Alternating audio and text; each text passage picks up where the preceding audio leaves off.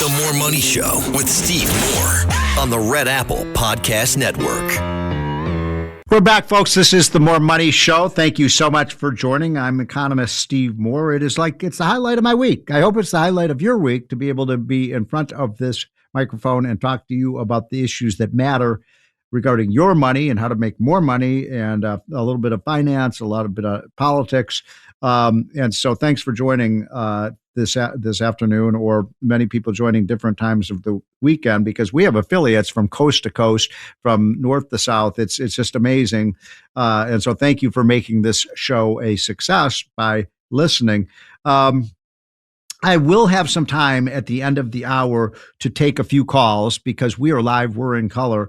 And if you want to, here's what I'd like to do. Because this is Memorial Day weekend, Mr. Producer, let's take a couple of calls at the end of the show from people who have served in the uniform. Maybe we have some Vietnam vets. Maybe we even have some World War II vets. There are still World War II vets out there. And that number to call in, of course, is 1-800-848-9222. And we'll try to get in a few. But we only want to hear from veterans who have stories about the heroism that they saw on the battlefield. And for those who have served, I salute you. But we have right now on the line a good friend of mine personally and a good friend of the show. We have him on regularly because he's one of the smartest political minds I know, Tom Del Beccaro. Tom, are you on with us? I am. Thanks so much for having me on, and thank you to all the Tom? veterans. Yes, we do. Yes, if can not, you hear me? let me. Right here. Well, Go. Are you there, Tom?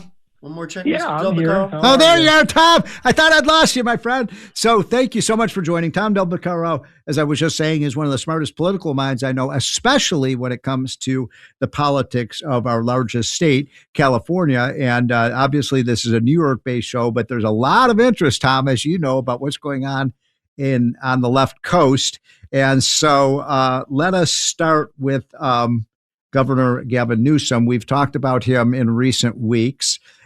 He is all over the country now. He's gone national. He certainly looks like he is all in on a presidential race for 2028. But let's start with this little spat that he's having with Chevron. I don't know if you're following this, but Chevron now has signs about the high gas prices. And Chevron says, if you're mad about, they have signs in front of their service stations. If you're mad about the high prices, $6.50 a gallon in California, blame the politicians in Sacramento. Is that a fair ad? Yeah, absolutely. If you look at the prices in California, they are gas prices anywhere from $2 to $3 more expensive in California than in Arizona, right across the border, or Iowa, or just about anywhere else. And California has a lot of regulatory taxes and straight up taxes that they apply to a gallon of gasoline. They fund quote environmental programs. Now you can fit anything under that guise, right? Yep. And this has been going on for years. And remember, Steve, and I know you know this well, they were proud of the fact that and said that from an economic point of view, these high taxes would reduce people's use of fossil fuels. This was their program. Right? Yeah, this was their program to get, by raising taxes. This is the only time they believe in economics, by the way, that by raising gas taxes, people would use them less. Yeah, and so this was sort of a war against the car too. It's not just a war against fossil fuels. They want everybody on transit, and they were going to they're going to have the train that was going to take people from Los Angeles to San Francisco. That never happened. So it just seems like it's a transportation fiasco. But when you're paying $1.50 to $2 a gallon more than the rest of the country, I mean, Houston, you've got a problem. Yeah, absolutely. But now they deny that this is a part of the affordability crisis. And they try and push this latest increase on Trump. Yes, it's true. The supply has resulted in higher prices, the Iran war. But as even some Democrat politicians, Antonio Villaraigosa said, blaming this all on Trump is disingenuous. This existed before. But the problem here, Steve, as you know, is the once lopsided media in California until the California Post came along they've gotten away with always blaming things on Trump because there wasn't a voice of sanity on the other side. Yeah, it was almost like the old Soviet Union. You couldn't get any accurate facts about what was happening with the economy. So what about this, though, Tom? I mean, here you've got a governor of a state that is attacking the businesses in this state, saying, don't go to that business because they're attacking me. I mean, that just seems so incredibly inappropriate. It's like saying, telling people, don't vote for it. Don't go to any store that doesn't support me for governor. Yeah, it is. It's a desperate move. Yeah. I think he peaked early, Gavin Newsom, and then people started to look under the hood of his policies and his ineffective management style. And so he's kind of desperate. He will declare in December for the presidency. Yes. Right after the midterms. But he's gonna, as he's got critics on his own side, so it's not going to be a coronation of him. It's going to be a fight, and there'll be many Democrats in that race. But as Stephen A. Smith says, your record is going to be on trial. Yeah. And well, let's hope so. Well. Let's hope. Okay, so let's shift now to the other big race out in California that Americans all over the country are now paying attention to. And by the way, we're going to have to take a quick break, but we'll hold you over if we could, Tom. But just give us your initial reaction to this crazy race for mayor in Los Angeles, where you have Karen Bass. We call her Karen Let It Burn Bass versus Spencer Pratt, and just give us we've only got about a minute and a half till we take a break. What's your kind of initial thoughts on that race? Well, LA is that bad, and no prominent Republican would get in the race. No establishment of Republican would get in the race. And so Spencer Pratt, who had nothing to lose and who has media savvy, is having the time of his life. Yeah. And he's doing what a prominent Republican wouldn't do, which is being very common sense, calling it out for what it is. Yep. And I hate to use this he's analogy, catching on. But he's caught fire. Yeah. And he's having a good time and showing what a populist, common sense candidate can do. Yeah. We're going to take a quick break, folks. By the way, this is the More Money Show. When we get back, I'll finish because I've got a bunch of other questions I want to ask Tom about. And we will also be taking your calls, 1-800-848-9222. If you are a veteran, please call in. We want to hear your stories about this Memorial Day. And so we'd love to hear from you. 1-800-848-9222. We'll be right back, folks. This is the More Money Show. Thank you so much for joining on this Memorial Day weekend. I want to take a couple calls at the end of the hour from some of our veterans to tell us about their experience and the acts of heroism that they saw on the battlefield. So please call in. I think we have one line open, 1-800-848-9222 if you wore the uniform. And you can tell us some stories that will make us proud as Americans. But I have a few remaining minutes with my good friend, Tom Del Beccaro. By the way, I didn't give a full introduction to him before. Tom actually was the head of the Republican Party in California for many years. He also is the author of a book called The Divided Era. And by the way, are we ever living in a divided era right now? You called that one, Tom. Look, we have the mayors of our great cities. You've got Mondani running New York City into the ground. You've got Brandon Johnson, who's the mayor of my hometown, Chicago, driving that city into the ground. You have Karen Bass, who's been an absolutely awful governor of Los Angeles. You've got this moron who is now the mayor of Seattle, who's saying, "Oh, bye-bye. We were just very happy to see all these businesses leave." Tom, what's going on here? I mean, how can we keep electing? I love America's great cities, and they're being ruined by these left-wing, progressive, high-tax policies. Yeah, over a year ago, I wrote a piece in Fox saying that the mayors of Chicago, LA, and New York would define the Democrat Party because that's what they're doing. And they do. They are defining the party. You're right. You were right. What people don't understand is it turns out that being mayor is a very difficult job. You have to have excellent managerial skills to do it. Exactly. Yep. And Mondami and all these people don't have any managerial skills. So forget just the policy issues or the ideology. Right. You got to have management skills to be president, mayor, and governor. Yeah. And one of the reasons, Steve, that the Democrats have such a weak bench is because A, they elect people without these managerial skills, Spamberger. B, they elect all these ideological people. But when you put these things in practice, the policies fail. So they don't have anybody to lift up to be like a DeSantis who has both managerial skills, it turns out, and good policies. So that's why they have these weak benches. But at the end of the day, the voter registration numbers in LA are 3-1 Democrat. Yeah, I know.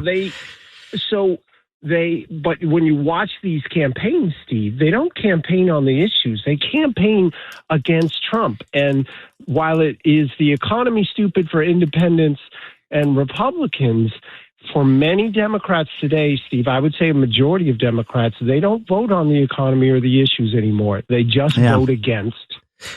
And that's a problem. And it's sad. It's sad.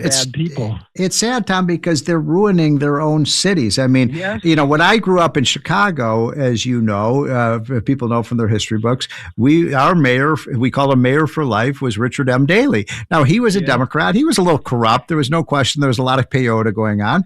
But, the city worked. It worked. Yeah. And so that kind of Democrat doesn't really exist anymore. You're right, because they're just ideologues that many of them couldn't put a 2-car parade together. And it's not just a bad ideology, it's incompetence.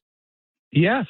It's think about New York is one of them, other than the federal government, is probably the most sophisticated bureaucracy in the United States today. And yet this kid who's never run a lemonade stand is suddenly put in charge of it. And so of course he's gonna fail.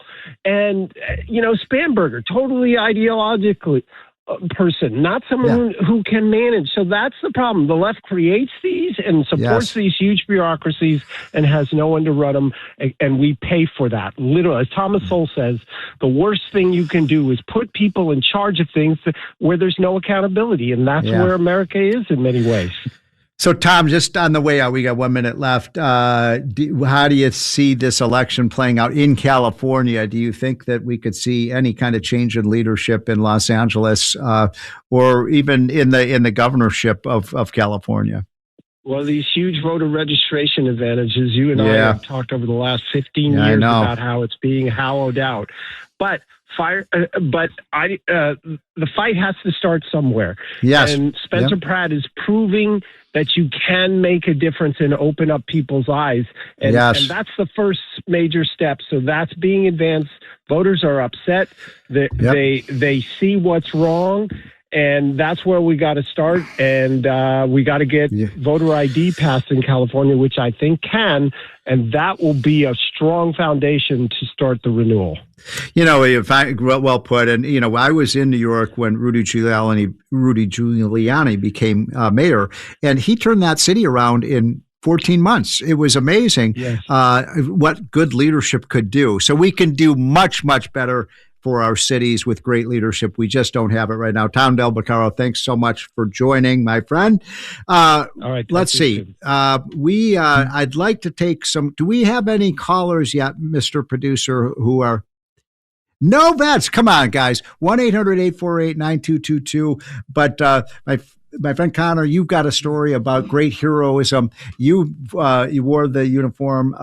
Tell us about your Civil War story. Well, thank you. Yes, Steve, yes. I do not live up to the bravery these men showed, but one story that inspired me when I did face some tough times, working with civilians in tough places in the Army, I thought about the men of the 20th Maine. And during the Civil War, which talk about a divided era, they were holding the line. They were holding the leftmost flank of the Union Army at Gettysburg, and Lee was on the offensive. He had kicked the Union's butts on day one, to put it mildly. And he had a good chance of leading the Confederate Army to victory. And it was down to these guys, 358 men. Wow. And here we are, Memorial Day. We have to recognize that they lost 10% who died. Another 30% were wounded. So they were down to, by almost half. Either died or almost half, yeah. Yep. And the gentleman who was leading this defense, Joshua Chamberlain, he was a colonel. He wasn't commanding the whole battle, but he saw this picture, and they were down to, their last bits of ammo. They were out of ammo. Right. They'd held off so many charges. And they say, one more charge, we can't fight them off. They're just going to shoot us all. So he said, let's fix bayonets. And back then, bayonets were, starting to go out of fashion. We were getting close to the invention of the machine gun. The Gatling gun was coming around. This would be like going into Iran today and saying, well, we're out of planes. Let's get in the F-4 Phantoms from the Vietnam era. Yeah, we can do it, but will it work? And the men looked at him and said, yeah, this is our only option. And Joshua Chamberlain and all the other men knew, if we're so exhausted and out of ammo, they got to be close to that too. So they fixed bayonets and they charged down the hill and they threw off that surprise attack Lee had planned. And while Pickett's charge is better known, the reason Lee had to attempt that was because of the bravery and sacrifice these men showed on day two. Day three was won because of the bravery they put in on and sacrifice on day two. Like that. Just in our final minutes of the show, my favorite story, I started the show by recommending to people to watch the amazing battles of World War II on the series that's in color. It's been colorized. It's amazing footage and amazing heroic stories of those great battles, everything that happened from Pearl Harbor through D-Day through Midway. And Midway, of course, was the decisive battle in the Pacific Ocean. It turned the tide of that war against the Japanese. And the story that they tell from firsthand from some of these pilots, that back then we did not have radar systems that were very accurate. And so they're flying way out in the Pacific Ocean, trying to find the Japanese fleet, and they can't find it. And they're looking all over, the wide ocean, miles and miles of hundreds of miles of ocean. And the carriers say, turn back, you're out of gas, you've got to turn back. And they didn't turn back. And they saw just the story. This is a firsthand story. One of the pilots said, we saw a reflection from the sun that they couldn't quite figure out what it was. Something like was the metal. And it turned out that was where the fleet was. It was almost an act of God that they found it. They came in, they bombed the crap out of the Japanese fleet, but only half of those pilots ever made it back. So, those are the kind of stories that make you proud to be American. They're the kind of stories that bring tears to your eyes when you think about that kind of heroism. Many of them just crashed into the ocean because they did run out of gas, but they helped us win the war. And so that's why we're Americans, and that's why we celebrate Memorial Day. I hope you all have a really happy and holy Memorial Day. I am going to try to head out to the ceremony that the President Trump will be presiding over in Washington, D.C. And I hope that you all remember this, though, that there's so many things that make America great: our entrepreneurial spirit, our free markets, but it's also the people who preserve our freedom. So have a great, great Memorial Day. We'll be back, by the way, next week. Same bat time, same bat channel on The More Money Show. Thanks for listening to More Money with Steve Moore. You can hear More Money with Steve Moore Saturday afternoons at 1. If you like the podcast, share it with your friends and listen anytime at WABCRadio.com and download the WABC Radio app. Hit that subscribe button on all major podcast platforms. Plus, follow WABC on social on Instagram, TikTok, Facebook, and X. See you next time for a new episode so you never have to wonder. What the heck is going on here?